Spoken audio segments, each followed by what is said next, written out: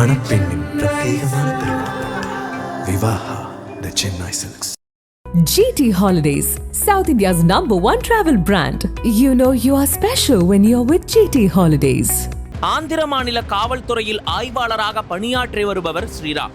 இவர் பொதட்டூர் காவல் நிலையத்தில் பணியாற்றி வந்தார்.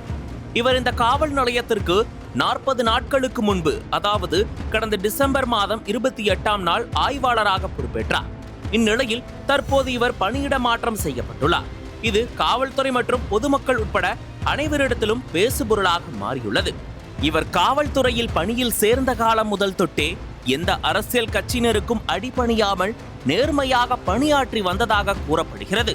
அந்த வகையில் குற்றத்தில் ஈடுபடும் நபர்களை கண்டறிந்து அவர்கள் மீது முறையான நடவடிக்கைகளை மேற்கொண்டு வந்துள்ளார்.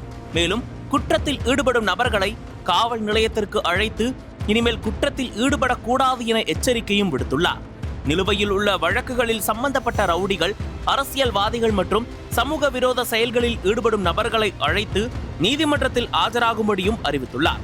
அதுபோல சட்டவிரோதமாக மதுபானம் மற்றும் போதைப் பொருட்களை விற்பவர்களையும் கண்டித்துள்ளார். இதன் காரணமாக பொதுமக்களிடம் இவர் மீதான மரியாதை மட்டுமல்லாமல் காவல்துறையின் மீதான மரியாதையும் அதிகரித்துள்ளது. இவ்வாறு இவர் நேர்மையாக இருப்பதை பொறுக்க முடியாத சில அரசியல்வாதிகள் தொடர் அழுத்தத்தின் காரணமாக இவர் தற்போது இடமாற்றம் செய்யப்பட்டுள்ளார். இது அப்பகுதியில் உள்ள பொதுமக்களிடமும் காவல்துறையினரிடமும் அதிர்ச்சியை ஏற்படுத்தியுள்ளது. இந்த நிலையில் நேர்மையாக பணியாற்றுவதால் அவருக்கு தொடர்ந்து அழுத்தங்கள் கொடுக்கப்படுகின்றன.